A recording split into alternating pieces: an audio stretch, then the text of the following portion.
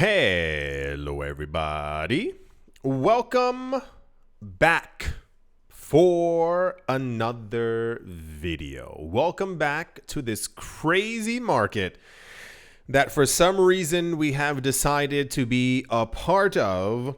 Hope you're all doing well. Hope you're all doing absolutely fan-freaking-tastic and that you're all having a wonderful day.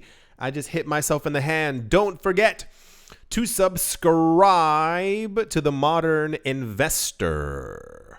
There's a brand new video that was $57 million. Geez Louise. Every single day, every 24 hours, there's a brand new video catching you up with the latest and most insaniest news, news within the cryptocurrency space. And without any further ado, let's jump right into it because there's always a lot to cover. We are here, or so they say. The next couple of months are been to be quite fantastic when it comes to prices. We have been receiving a large number of price predictions for this market. They're they're not really all over the place. Everyone kind of has the same general numbers. But the consensus is that prices are meant to, so saith the analyzers, a lot higher than they currently are on the backs of several thousand different things. We've also seen a lot of stablecoin news as of late, if you've missed it, regarding the idea that banks and companies and banks again are getting ready to launch stablecoins and exactly which chains they're planning on putting them on. I'm pretty sure you can already guess, because one of them is always in the news. British banking giant, they are called Standard Chartered, has once again lifted their year-end target for Ether. Yeah. So if you weren't here months ago, we were in a bit of a tizzy because for some reason Ethereum was just not moving in price. We had all assumed that by January of 2025, January, that Ethereum would have gone back to its previous all-time high, as it seemingly wasn't moving until the last 3 months when all the companies for some reason fell in love with Ether. Everyone began to have lower price expectations for Ethereum. A lot of them were even revolving around $2,000. Yeah, remember those? A lot of people were like, I can see a $225,000 Bitcoin, but I just assume Ether is going to be at $2,000 by December. And it was like, oh, okay, I guess. So Standard Chartered has lifted their year-end price prediction for Ether from 4,000, where they thought it would peak, to 7,500. Okay. Citing a significantly improved backdrop for the second largest cryptocurrency amid aggressive buying. Yes, that's a great word. Aggressive buying by corporate treasuries and U.S. spot ETH exchange traded funds, as well as family offices and governments, and just about any other company who decides that they want some. For whatever reason, these companies are not buying $1 million worth of Ether. They're buying $1 billion worth of Ether. So much sunnier disposition for where this coin is possibly going to go. Even then, 7,500 is kind of like lowballing it. Like really. A lot of the other predictions that we have gotten for this year have been 10 to 15,000. Yeah, so you got to up your game, Standard Chartered. I don't know what you guys are doing over there. Ba-da-ba-ba-da-bop. On top of that, for those of you not looking at the screen, It says Standard Chartered is predicting Ether going past 25,000 US dollars per coin amid rocketing institutional and ETF demand for ETH. Yeah, so remember how we had 38 companies and analysts all being like, I think cycles are over. Cycles are probably done. If you need a refresher, the idea is that cycles are probably over. Yeah, so with all the movements that we've had within this market, with all the institutional interest, with all the governmental interest, the idea would basically be if prices were to dip, or if people decided to put their coins back onto the market, governments and those hundreds of companies would go, ooh, a bargain, and basically scoop those coins up, which would then basically put us in the position of so they say, this is what the analyzers are saying, it would basically come down to the idea that prices wouldn't really fall. And they might only continue going up. So the idea of a $25,000 Ether, their time frame is kind of soon. That would represent the idea that all the banks building their Stablecoins on top of Ethereum would basically continue raising the price for the foreseeable future, as far as we're getting. They said, and I quote, "We now see ETH at 7,500 US dollars by end 2025. It was 4,000 prior.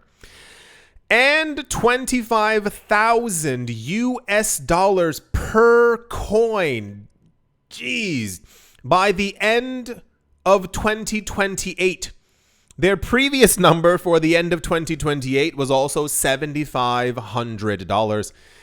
Standard Chartered head of digital assets wrote in a recent report, I am terribly excited. Have you ever been really and I mean really excited do you remember being a kid? I'll give it to you this way. When I was a kid, December 23rd, I was uncontrollable. I was so excited for the 24th of December because I knew that on the 25th, Santa would be there. I'd get all these presents and toys. If you had that, you remember. I mean, being giddy. And I guess as an adult, my giddiness revolves around money and investments. But what are we going to do if cycles are over? What are you going to do if by June 2026 Ethereum's at 18,000 and shows no signs of really going down? This idea of all that is ALL in caps, bold and italic with an asterisk next to it. For some reason, everyone keeps thinking and saying that cycles are over and that prices are going to keep moving up. And for those of you who are wondering why, you would say, well, you're not, probably, for those of you who are confuzzled. Normally, 2028, is the halving, the next halving. But we would then see prices begin to move back up. So by, the logical idea would be Ether would go up really high and then kind of go down. And then by the end of 2028, we would probably see a $5,000, $6,000, $7,000 Ether as it's on its way to, trying to get a brand new all-time high. 25,000 means the price hasn't really gone down. That's how numbers work. 7,500. And then 25,000. So that's how. Yes, Standard Chartered has released new numbers for this year. 7,500 sounds incredibly low with all the intensity we've been getting surrounding this coin as of late, I would be remiss if I did not announce this. If we get to a $10,000, $15,000 ETH this year, if you are holding altcoins, prepare for the monetary ride of your life. If we get to a 25,000 US dollar Ether in 3 years and some change, you're about to be rich. And I mean it. Because Ether going up to 25,000 means that smaller cap altcoins have just done exceptionally well. And I mean like a good 10, 15, 20x in price over the course of a 3-year period where we were all expecting a bear market. So, as it stands right now, trying not to get my hopes up, but when I tell you I am desperado to see exactly where prices are by next summer, it's an understatement. Because I personally, I would love nothing more than the market just basically continuously going up forever. Like from this point on. It does make sense with all the companies and governments buying and putting their stable coins on top of these chains, but you know, try not to get my hopes up. However, at the same time, it does sound kind of sweet. That's the more money news. And yeah, let's move on. Also, well, something's actually happening now. I formulated an idea that there must be something going on afoot in the background, but clearly, I think we're in now a world where crypto and stablecoins are basically the decimators of the old way, because this one's a little bit too on the nose. Major stablecoin issuers are advancing expansion plans in South Korea through high-level meetings with the country's largest financial institutions. Circle President Heath Tarbert and Tether executives are scheduled to meet with CEOs from Shinhan Financial Group, Hana Financial Group, and other major banks this week in South Korea. Can you guess at all why Circle and Tether would be meeting with some of the largest financial institutions within South Korea? You guessed it. So, as far as we've been told, stable coins are going to be a major thing. And apparently, we're getting a lot of words and discussions that they're going to be essentially part of the backbone of the world's financial economy, everything. With many now believing that here's how, here are the thoughts. Bitcoin would basically be the new US dollar. Hear me out here. I know I don't have time for people being like, just listen.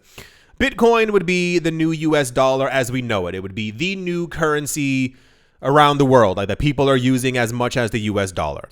Ethereum would be another backbone, if you will, for the financial structure through stable coins. That is, governments would probably implement and use stable coins as a means of for large money transfers. Bitcoin would be the currency of use, but Ethereum would be the other layer in which things were settled after Bitcoin got used, and the transactional layer for these large transfers between banks and institutions was also kind of used. These are typically the news stories that we end up getting, and a lot of it is revolving around stable coins, because everyone, for some reason, has fallen in love with the idea of a stable coin, and a lot of these larger companies are now talking to these institutions who are very popular within the cryptocurrency space. The discussions will focus on distributing dollar-pegged stable coins within South Korea and exploring won-backed stablecoin issuance. The idea, basically, if you weren't here for that other video, Now this is like this isn't like the rumor or what could be. It's basically this idea that fiat is kind of like really over. Like really, like we are now in a digital future.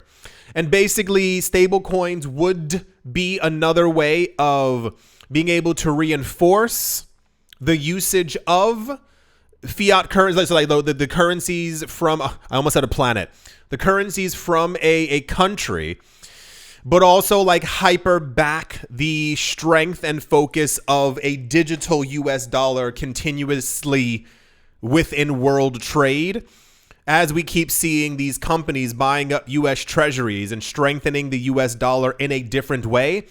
That would basically revolve around the creation of a new digital money that could be completely controlled by governments, which would also, it doesn't help them get control of debt. It actually allows them to further their debt purchases in this way. So basically imagine a world where Tether, Circle, and all these other things and stuff like that, all these countries and governments, they have their own stable coins. They're based off of the actual usage of said currency, which would continue to be inflated. But as we see more money entering into the stablecoin market, it actually only furthers the growth of the actual cryptocurrency market and the money that's also flowing into this space as well. So that's what it is. Like this is it's basically capitalism 9.0 with a new digital spin on it, with decentralized currencies and stable coins being at the forefront of the new monetary revolution, if you want to call it that. This development represents a significant shift for South Korea's traditionally domestic-focused crypto market, where foreign institutions have historically faced registration barriers. A lot of that seems to be done as of late. We're hearing a lot of news about the usage of dollar-based stable coins and them moving around the world, simply because at the memento, even with all the terribleness of fiat currencies, the US dollar is still the strongest one. Think of that. And basically, if you want to get into this space, the easiest way to be able to do so, to have a stronger currency, would be to use the US dollar as the actual peg for said coin. You wouldn't use, many other countries' currencies as such. Yeah, we're getting a lot of this news as of late, and I know it seems kind of weird, is because it is, but basically, over the coming years, the stable coin market is expected to rise into the trillions. So what that would basically mean is that imagine, and I mean like 30, 40, 50, 60, 70 trillion dollars. Imagine the world's transactions that happen from banks, like when they're doing large transfers. Imagine that no longer happening through their computers, but imagine a year-long amount of transactions from the largest banks and governments around the world coming from banks who have their coins on top of XRP, on top of Solana, on top of Ethereum. That would produce a large amount of money and capital flowing through them. They would also be burning coins through those transactions on certain chains. It would also create more interest in those chains. Did you hear that the bank of so-and-so and the bank of this and that, they do 500 million every single month just on that chain? It's quite secure. We've heard good things. We have to start using it as well. That's where we kind of are. It's the literal transfer of wealth that we've been going over.